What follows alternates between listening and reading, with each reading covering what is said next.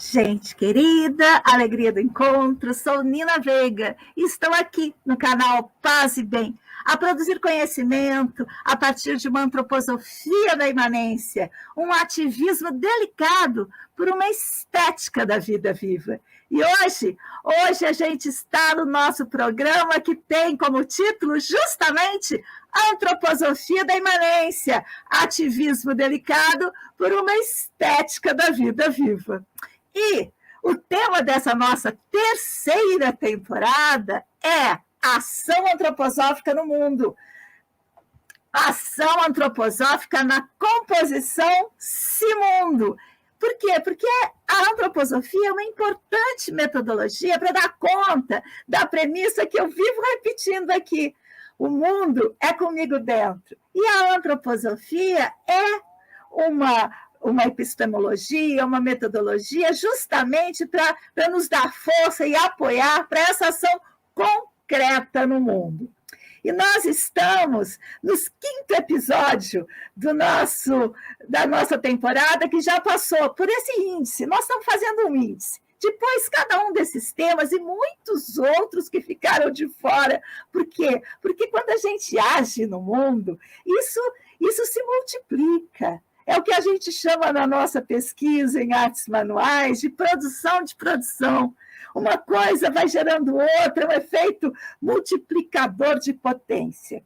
E a gente já passou pela pedagogia Waldorf, pela medicina e terapias, pelo desenvolvimento social, economia e agricultura, pela euritmia e cultura, e hoje arte e arquitetura antroposófica. E no próximo programa eu vou trazer um leque de possibilidades de formações nas mais diversas áreas da ampliação antroposófica no mundo. Um verso para introduzir essa temática, que diz: no respirar, duas graças podem se encontrar. Respirar o ar e dele se livrar. Inspirar constrange, expirar liberta. Quão belo é o feito da vida. Uma mescla. Agradece a vida quando ela te aperta e agradece de novo quando te liberta. Eu adoro, é Goethe, viu, gente? Goethe. Tem que saber que esse verso é o que vai nos inspirar para o assunto desse episódio, que é arte e arquitetura antroposófica. A gente vai ter como palavra-chave justamente isso que estava lá no verso, mescla. Quão belo o feito da vida, uma mescla. Eu acho que se eu tivesse de escolher uma palavra-chave, tanto para a arte antroposófica, como para a arquitetura antroposófica, quanto para a estética goetheana, é essa, mescla. Ela, eu acho que diz tudo. E eu acho que aí a gente vai fazer um bom índice desse tema. Muito bem. Um ponto com Goethe. Então, eu queria trazer primeiro um ponto com Goethe que tem a ver com a minha própria área de pesquisa, que são as artes manuais.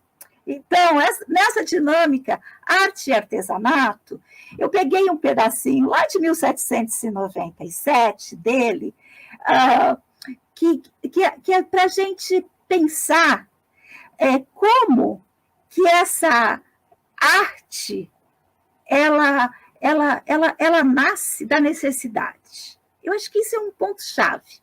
Todas as artes começam pelo necessário. Depois a gente pode até discutir mais adiante como que a arte da frivolidade, como a arte se separou do cotidiano com a questão da nobreza, onde era nobre não fazer nada, como isso se incutiu na nossa cultura cotidiana, mas hoje a gente não vai por esse caminho. Hoje eu só quero trazer esse índice para quem estiver pesquisando, para quem se interessar, saber que por aí tem um caminho para ir. Então, eu vou repetir o que diz Goethe lá em 1797. Todas as artes começaram pelo necessário. Aliás, não é nada fácil ter algo de necessário em nossa posse ou fazer o uso dele. Aqui, ao mesmo tempo, não damos uma forma agradável, que possamos colocá-lo em um lugar apropriado, em uma certa relação com outra coisa. Olha como isso é importante. O necessário, a gente quer, o nosso impulso é por torná-lo belo. O mestre supremo que pretende alcançar o estágio mais elevado da arte não deve abandonar o sentimento do que é próprio e conveniente, produzido pelas primeiras tentativas da arte. Então, guarda isso assim como um marco. Um outro ponto agora com o Steiner, que resume numa frase o que Goethe disse nesse pequeno meio parágrafo.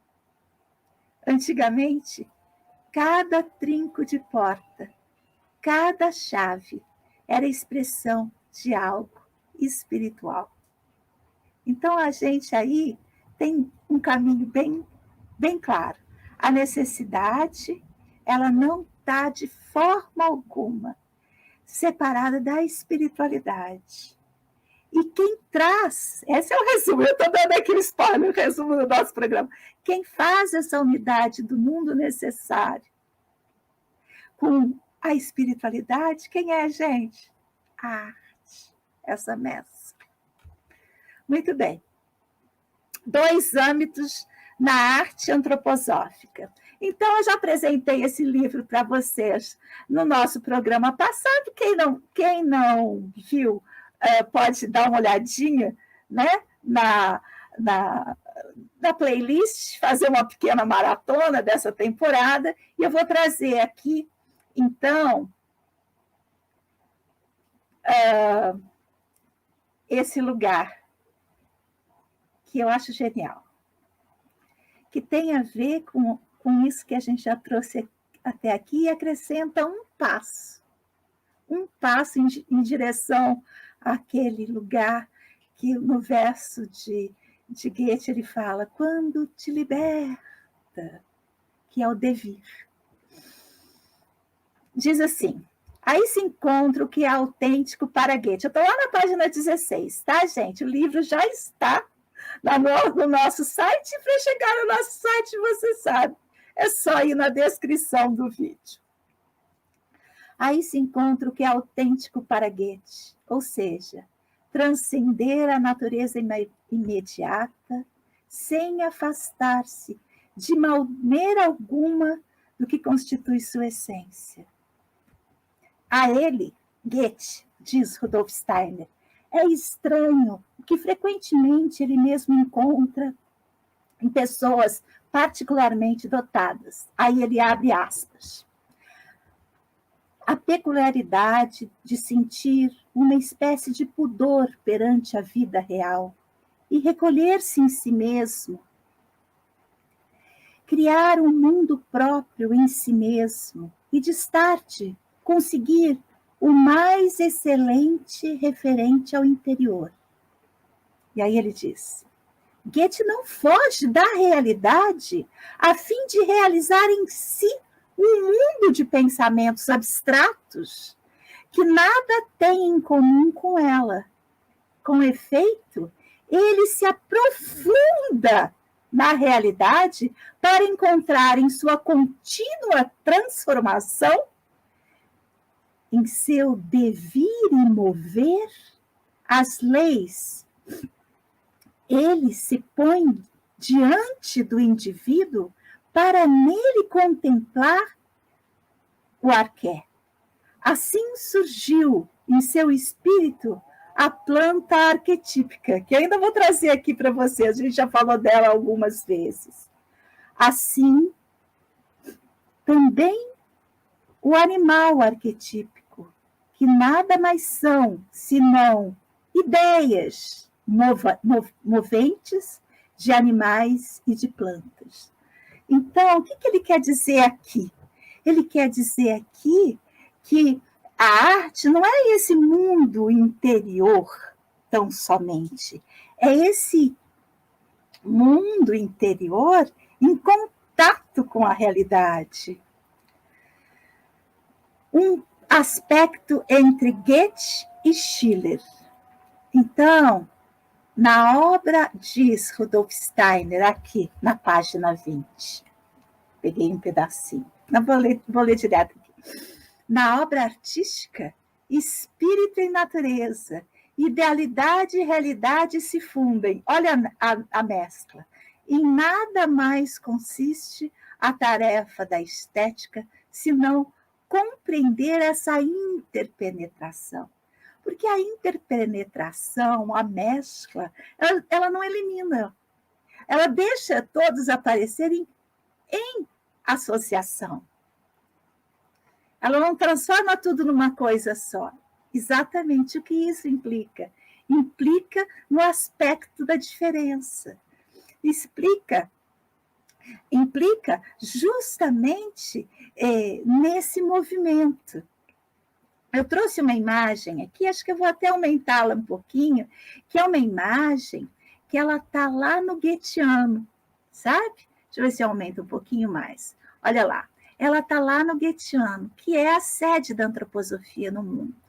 Então, aqui, eu trouxe essa imagem porque ela funde completamente o aspecto da arte e da arquitetura, da arte no sentido das artes visuais, e da arquitetura no sentido da construção edificante, né, dos edifícios. Então, quero que vocês olhem para isso um pouco, para esse movimento arquitetônico, que a gente vai tentar trazer esse aspecto do devir, esse aspecto da mescla para a arquitetura. É um exercício difícil num vídeo curto, mas eu estou tentando fazer essa experiência com vocês. Claro que depois a gente pode aprofundar isso muito, né? É uma formação, né, gente? Uma formação que quando a gente termina, a gente começa a aprender. Muito bem. O que isso quer dizer? Uma mescla em movimento. Então, reta e curva, côncavo, convexo, volume, superfície, linha, ponto, plano, espaço, todas essas coisas não vistas de modo estanque, como a gente aprende na geometria, mas em movimento. E nesse movimento, entre essas forças, é que no movimento está justamente a arte, a alma, e isso que possibilita os devires. E os devires é que são a base da liberdade. Porque se tudo já é assim, se nada é aberto aos devires, ao que virá, então não há liberdade. Muito bem. Eu acho que eu vou voltar para essa configuração para mostrar para vocês, então, os dois goetheanos, trazendo arquitetura, claro, tem que trazer a sede da antroposofia no mundo. Depois eu vou voltar, eu tenho fotos que eu tirei lá, muitas fotos, que eu vou compartilhar com vocês qualquer hora dessas, mas eu queria trazer essas duas imagens para a gente mostrar. Esse é o primeiro goetheano, ele foi queimado, né? Ele foi queimado. E depois ele era feito em madeira, basicamente em madeira.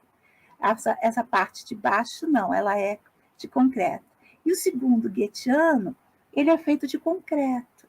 Mas eu gosto dessa segunda foto, porque tem uma composição com as forças do céu, com essas nuvens, que eu acho que diz bem a que veio.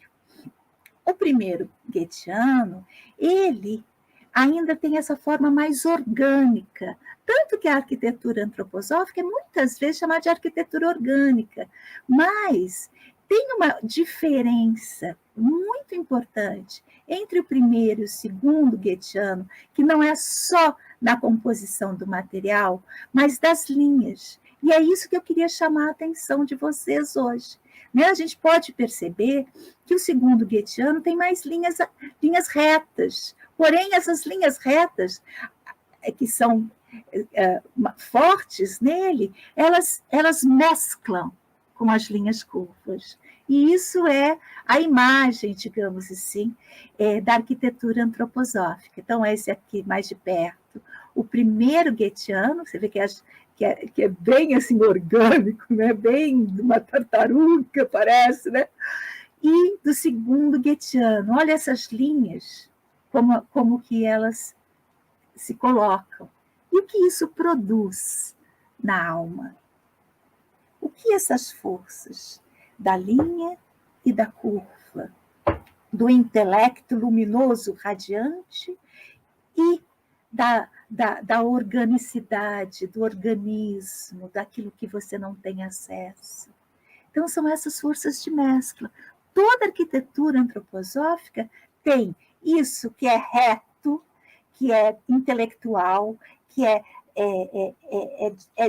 digamos assim, de dentro para fora, ou de fora para dentro. São essas forças, que são forças objetivas e subjetivas, que é aquilo que a gente vem falando o tempo todo, a composição si-mundo. Então, vamos olhar um pouco mais essas fotos, para ver se a gente consegue, se eu consigo passar para vocês as forças que estão em questão na arquitetura e na arte antroposófica. Então, olham as cajas compostas com essa arquitetura. Trouxe alguns exemplos. Olha de dentro do Goetheano de novo. Dá para entender? Então, não é só aquela unicidade, aquela coisa do círculo que sempre continua, mas tem também essa intervenção no mundo através da razão, do objetivo, através dessa a expressividade e a impressividade. Olha que lindo lá dentro o salão principal. Aqui a nossa sede da Sociedade Antroposófica no Brasil, que fica em São Paulo, na Rua da Fraternidade. Olha, aqui um outro prédio, uma escola na Suíça, outra escola. As nossas escolas também têm essas quebradinhas. Essas quebradinhas são... A gente faz isso por quê? Porque se for aquele ângulo reto, ele é aquele abstrato, aquela composição intelectual que não está em mescla com a organicidade do mundo. Então, essas quebradinhas diz, eu sou um ser humano, estou interferindo aqui, mas estou compondo com as forças que vêm do mundo, e essa mescla se dá.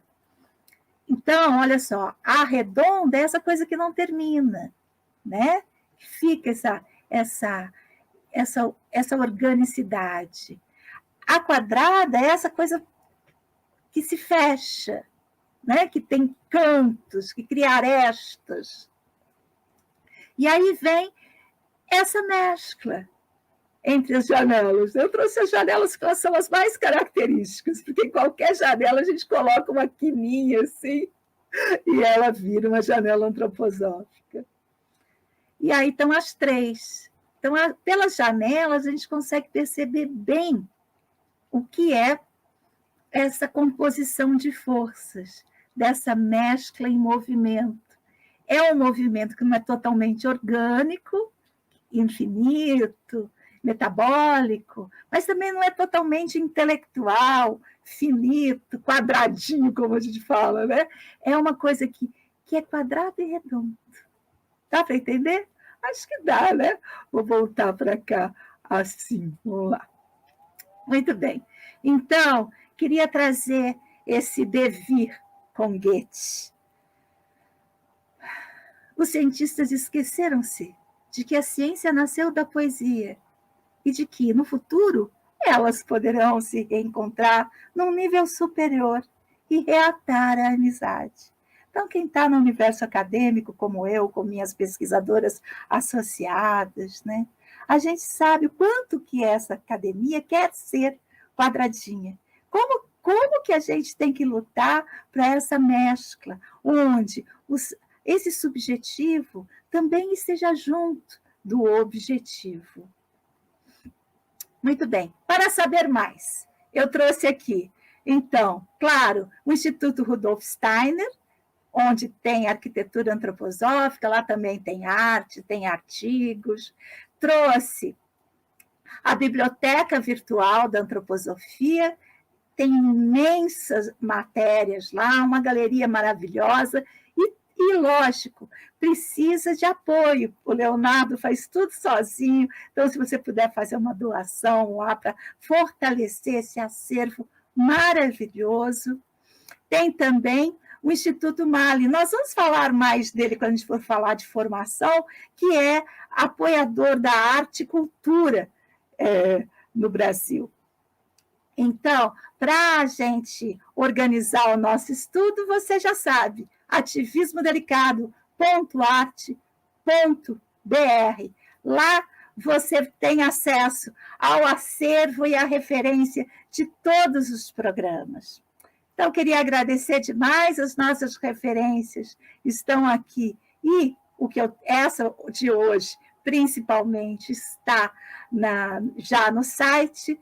Sigamos juntos e juntos, pois assim somos mais fortes.